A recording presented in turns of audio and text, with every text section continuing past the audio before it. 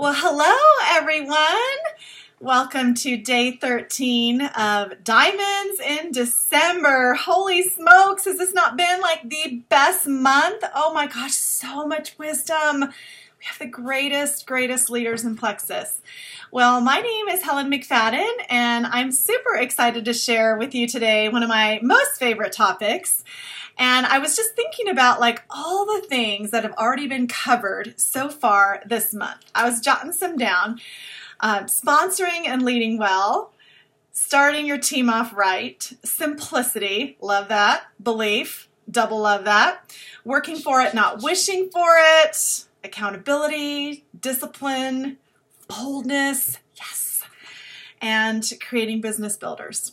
So much wisdom overall. It's been incredible.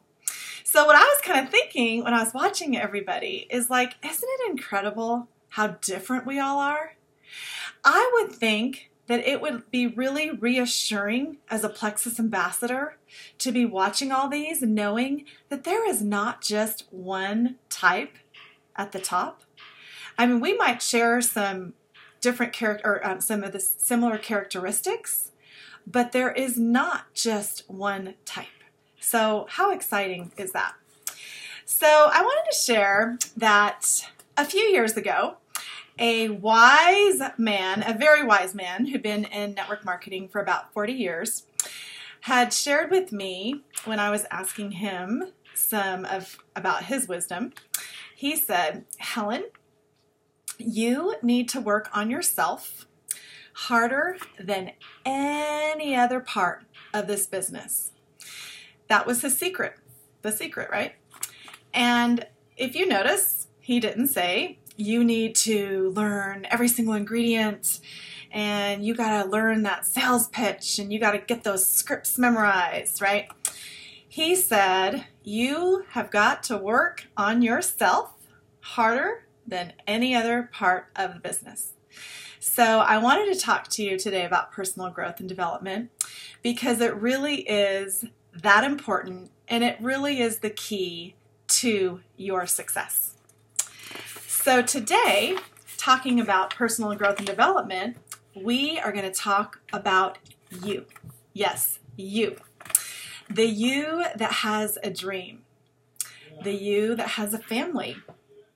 The you that has a very busy life. The you that has struggles. The you that has insecurities. The you that can have some doubts. The you that can compare sometimes. The you that wants your Plexus business to work. The you that wants to rank up, possibly to jewel, to diamond, to the very, very top. And I want to talk today about empowering you. So, if you think about it, what is our job description? Zig Ziglar says, another wise man, said that if you help enough other people get what they want, that you will get what you want. So, how can we really do that if we aren't working on ourselves and becoming the best version of us that God created us to be? We can't give away what we don't own, right? And we got to own that confidence. We got to own those skills, that skill set, that posture, that magnetism. We got to work on our law of the lid. We got to raise that lid. We got to do all those things so we can empower others to do the same and help them to achieve success. How can we really ever truly do that and be genuinely happy for others if we aren't working on ourselves? See, personal growth is so key because so much of our job is recognition and being excited for people and wanting it for people. And we can't genuinely do that if we're not honest in our own personal growth and development. You know, I've often asked, like I call it the little checkup from the neck up, is can you get on Facebook at the end of the month and be genuinely happy, like truly happy for others who might be passing you up or ranking up very fast and very successful in this business.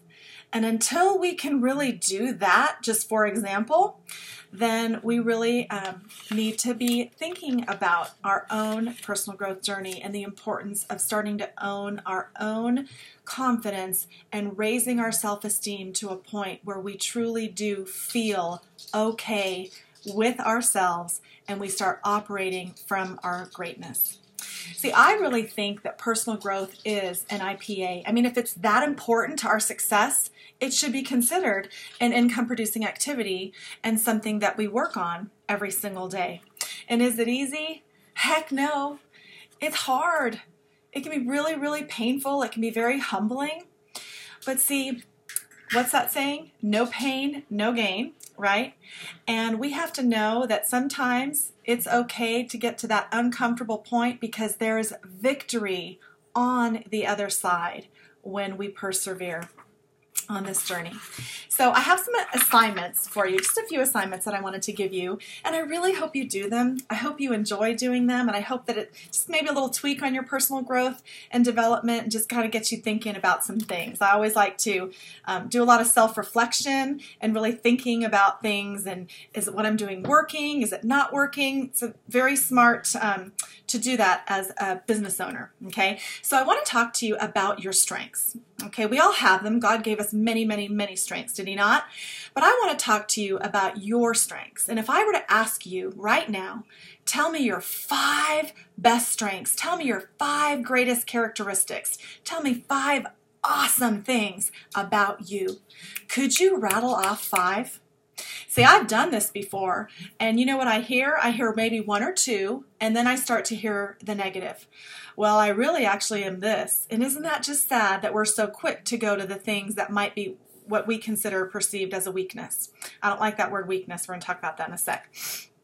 So if I asked you that, could you rattle off those 5 things? And if not, why?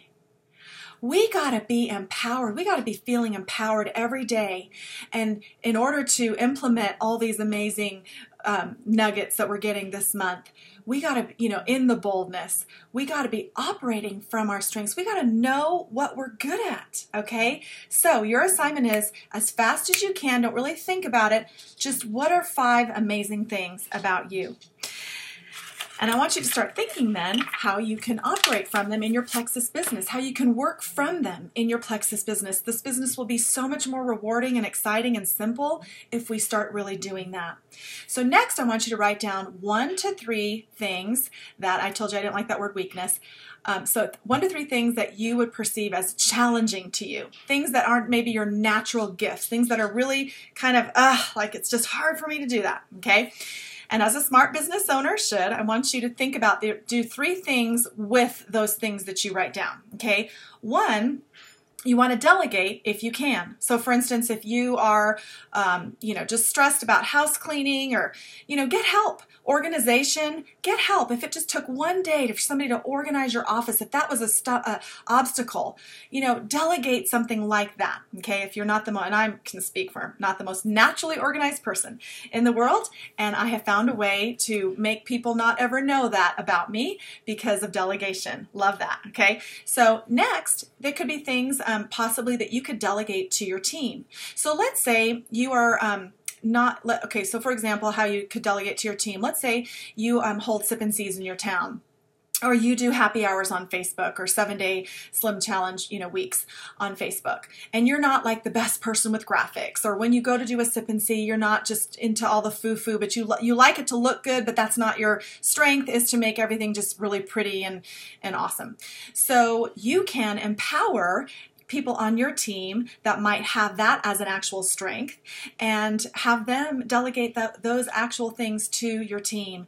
It's such a win-win. You're less stressed. It's great leadership because there's no longer micromanagement. You're empowering others to work from their strengths, and that's what makes the world go round, right? All these different personalities, but that's what will make your team go around and really start to grow when you can start to discover the strengths in your team and empower them in the process. All right. So that's one of the things you can do with things that are challenging to you.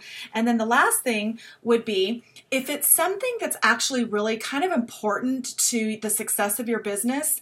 For instance, let's say it was a challenge for you to always be on time. You were perpetually running late, and you actually have talked about that your whole life. I always run late. I always run late.